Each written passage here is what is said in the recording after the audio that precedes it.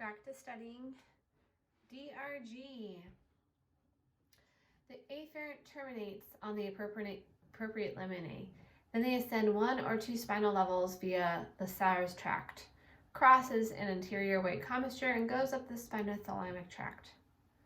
So, dorsal root ganglion is the DRG, and they can go up 1 or 2 levels to the Sayre's tract. They can cross the anterior white commissure and go up the spinothalamic tract. That's what we're talking about. Dorsal root ganglion. Okay, so there's a diagram on this next one, and it's talking about the A delta fibers versus the C fibers, and they're entering that dorsal part of the spine, and they're coming to the interneuron, and what it's showing is that the A delta is more medial, and then the C, and I'm trying to understand here, so it's going to cross,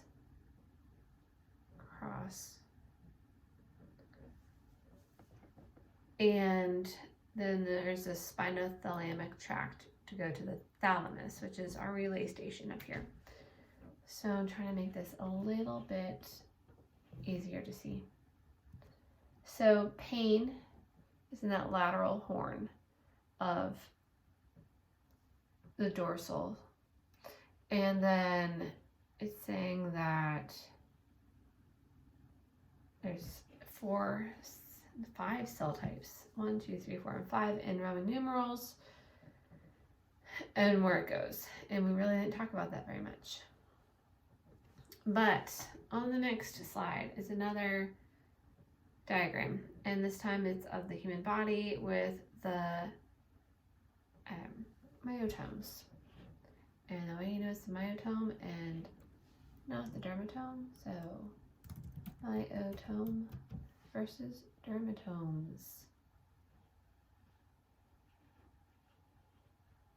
I'm doing myotome map.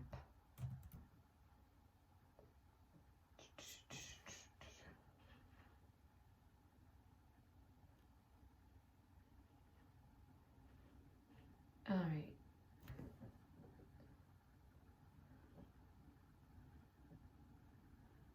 So we're looking at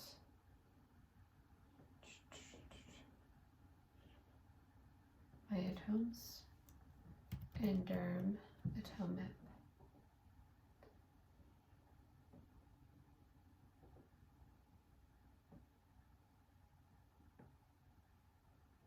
So we're saying that this is the dermatome map because it looks like a bullseye on your groin. And just to reiterate, it's C2, C3, C4, C5,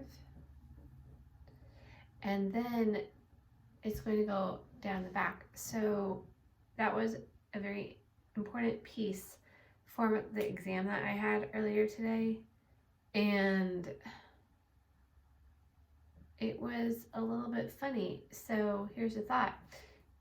If you are a C6 spinal cord injury and you are doing slide board transfers, then you don't have your triceps. You just don't. So in order to do that, I wish I could type faster.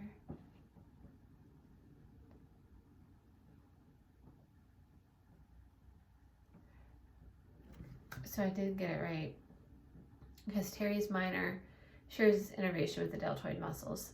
This is supplied by the axillary nerve C5 and C6, which stems from the posterior cord of the brachial plexus. So since teres minor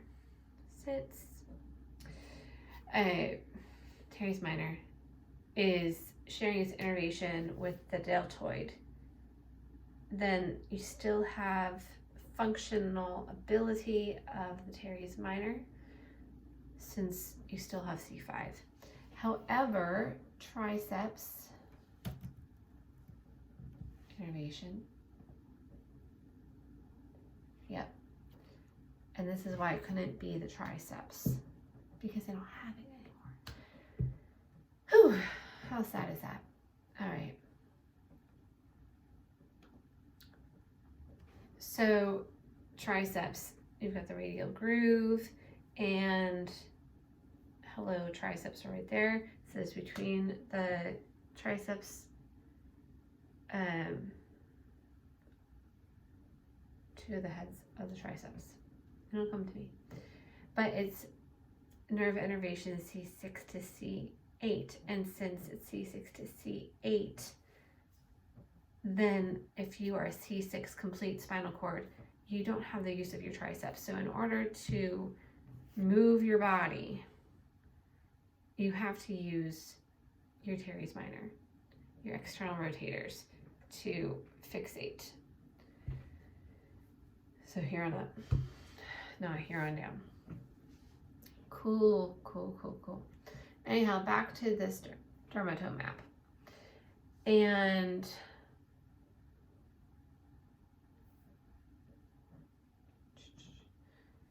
so that's where we see T1 coming here. And that's why it's super important to know where people are going to feel things if they have a spinal injury. I still don't think I've answered all my questions right there, but I understood something at least. Parallel ascending pathways of pain from the spinal cord to the higher centers. So from here up. Multiple pathways. Spinothalamic tract, which I already spoke upon briefly. So where those afferent fibers come in, and then we synapse and we go across diagonal to that spinothalamic tract and then up to the thalamus. Then there's a spinomesencephalic, I am going to butcher that word, spinomesencephalic tract, which we're going to look up now. Spinomesencephalic tract. There's another name for it, the spinectal tract. The spinomesencephalic tract is part of the anterolateral system. It terminates in the periaqueductal gray of the midbrain. So where's midbrain? Back here. The periaqueductal gray is thought to be an area that is important in inhibiting or controlling pain sensations, and so the spinomesencephalic tract contributes to that role. So, important things about this one. Spinomesencephalic tract. It is going to the midbrain. It is inhibiting pain. Good to know. Let's see where it's actually at in the spinal cord, shall we? Oh, great. It also has to diagonally cross. Everything has to diagonally cross, it seems like. I'm also going to look up a picture for the spinothalamic tract.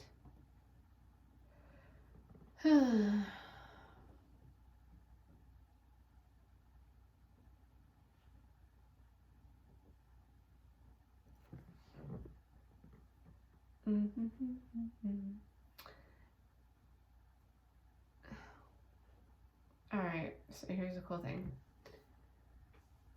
And I'm going to learn a lot more here, I'm sure. So the ascending tracts, there are deep columns, there are laterals, and there are ventrals. So, light touch, ventral, spinothalamic tract, just light touch. Pain temperature is lateral, and the deep columns are proprioception. Where am I? I hear vibrations. Okay,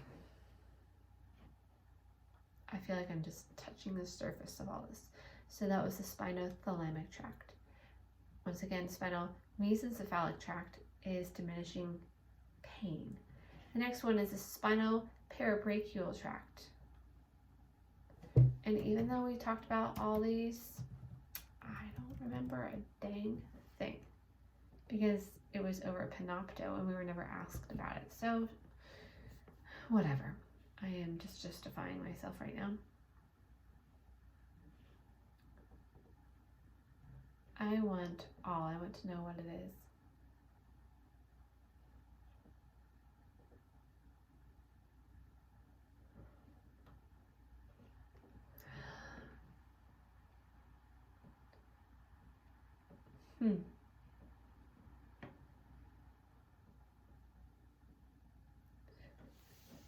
So from what I'm understanding from reading this is that the spinoparabrachial tract encodes and discriminates between tissue damaging and non-damaging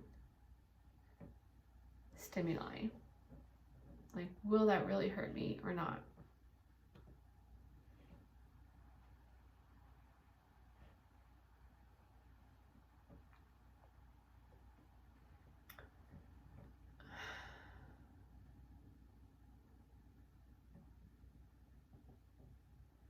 So these are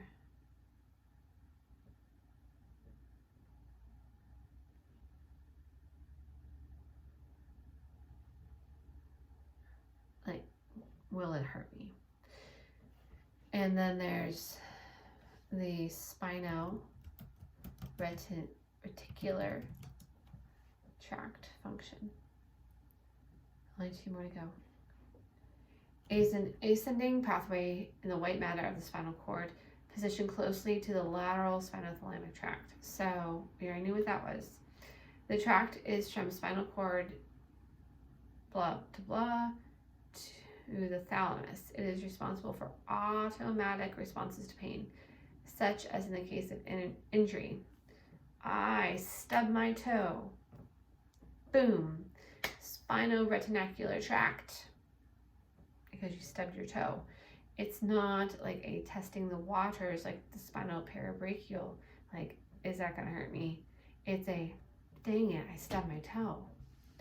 So the last one is spinohypothalamic. Spinohypothalamic tract.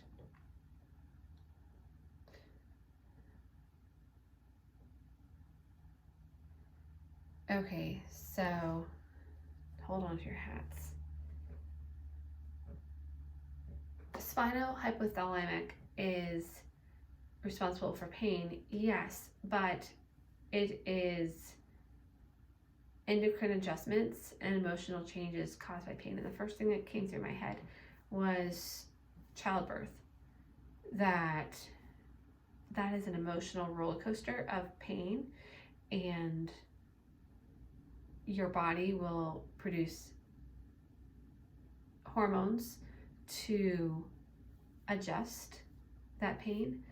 Crying as well would be an endocrine adjustment, emotional change to pain. So crying releases endorphins and makes us feel better. So somebody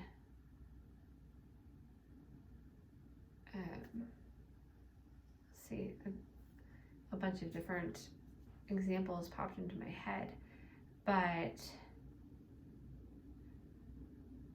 you fell down in the Olympics on an ice skating jump, and not only did you hurt your rear end because you fell on your butt, but you missed your jump, and now you're on the ground and you start to cry. So your butt hurts, your pride is hurt. Spinohypothalamic. I don't know if that's quite right, but this is me learning. So let me go back over those parallel ascending pathways of pain.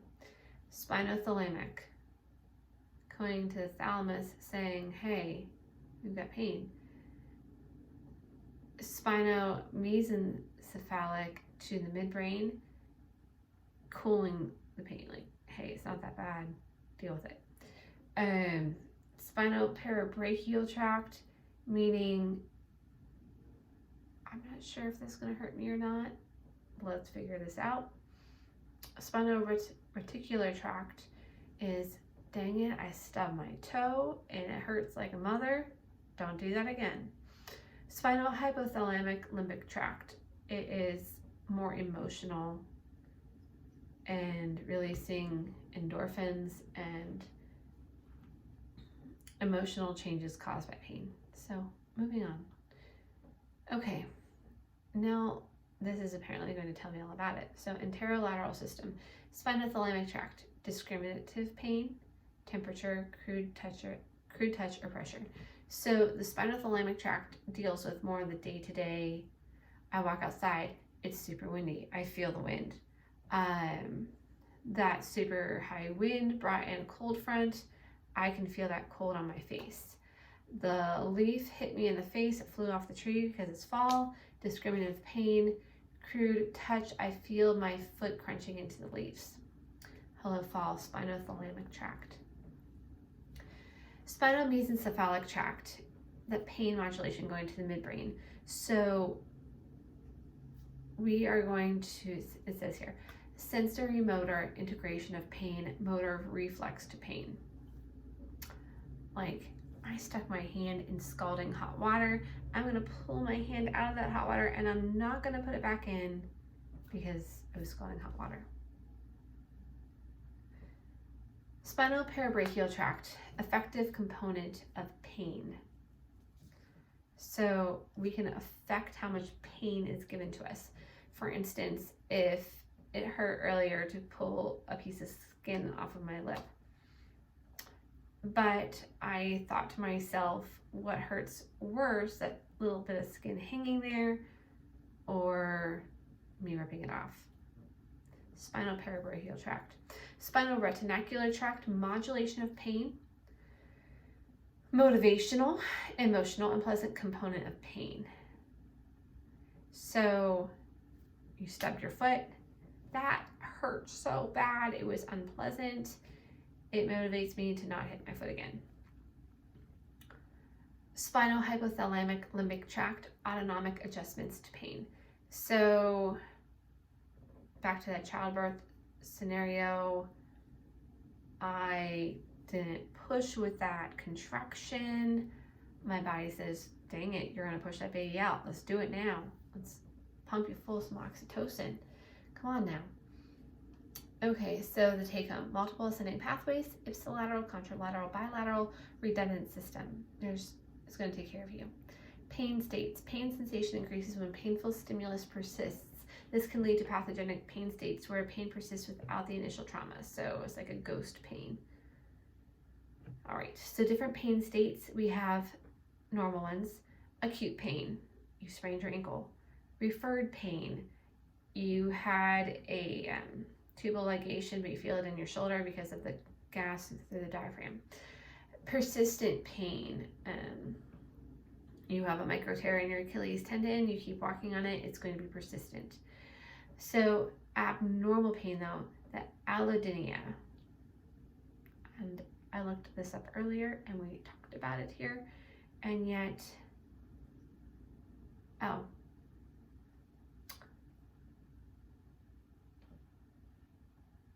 all right, so allodynia was feeling pain when you really shouldn't be feeling pain.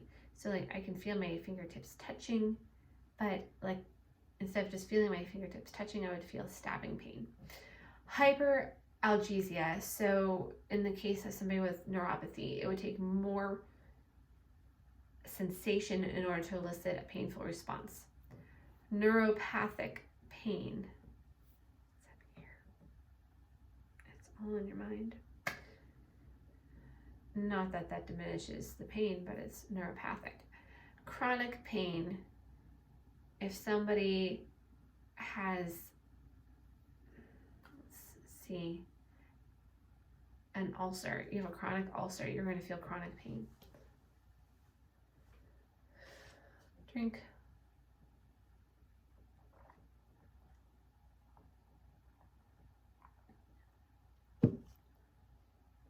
Acute pain. Sharp, localized, rapid onset, short duration usually. Warning of tissue damage, actual or potential. So that's acute pain. There doesn't actually have to be the actual physical damage happening yet. So,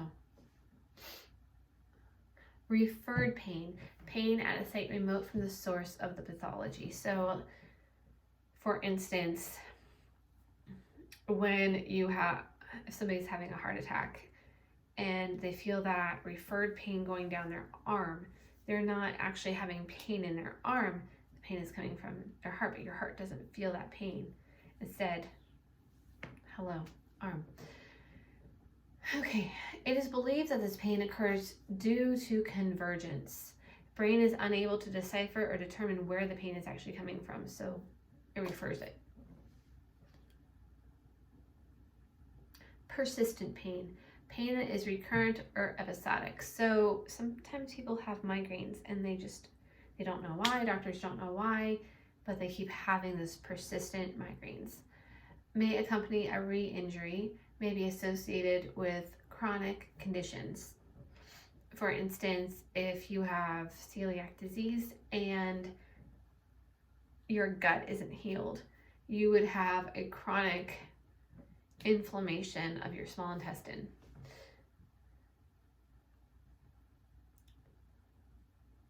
Interesting. Pain neurotags. A typical pain neurotag. There are 9 things here. Yeah, 9.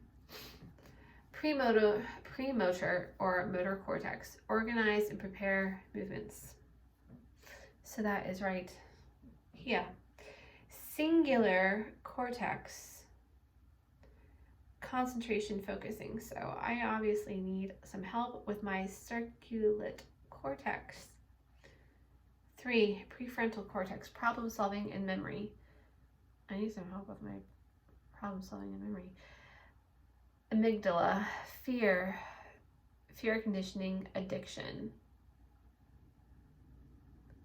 I have a really good amygdala. Sensory cortex. Up here. Sensory discrimination. I'm good there. Hypothalamus, thalamus, stress responses, autonomic regulation, and motivation. Can we all now laugh? Okay. Cerebrum, movement and cognition.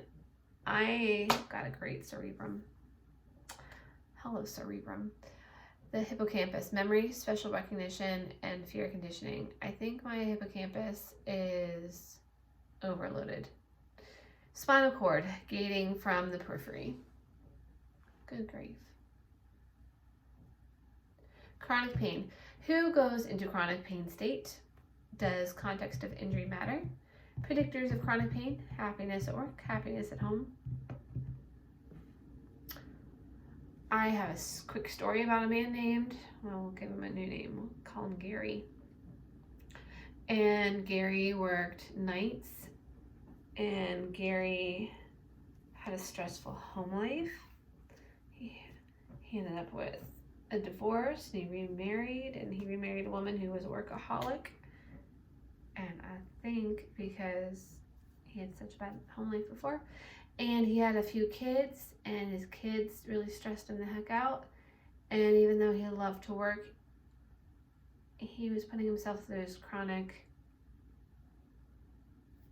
sleep-awake cycle where he never slept.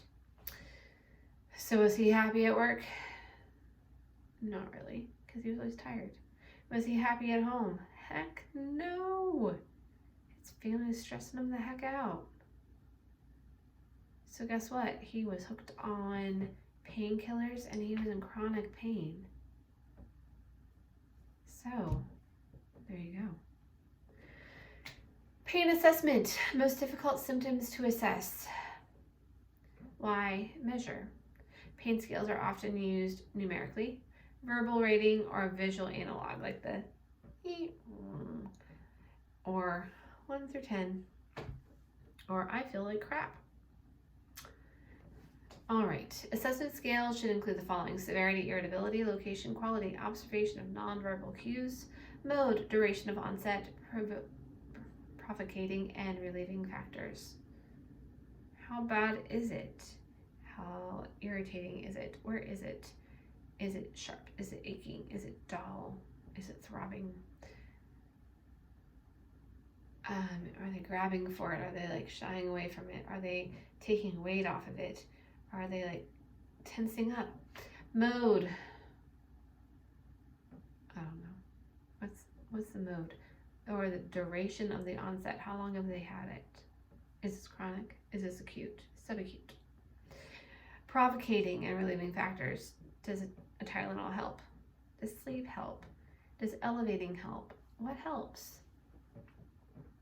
Pain scales numerically given from 0 to 10. Qualify the numbers. What is 0? What is 10? 0 meaning I am on a beach in Barbados with a Mai Tai, a bathing suit that fits great, and happiness all around me. A 10, I'll tell you what a 10 is. A 10 is waking up to 4 kids verbally and emotionally abusing you while you have a final coming. And then somebody saying, I need money, my hair is awful, my shoes don't fit, I hate you, you are a scum of the earth, by the way, make me breakfast, where's my lunch, what's for dinner, and you suck. That's a 10. Verbal rating scale, no pain, mild, moderate, I'm in no pain, I don't even know what's going on around me, I'm in no pain.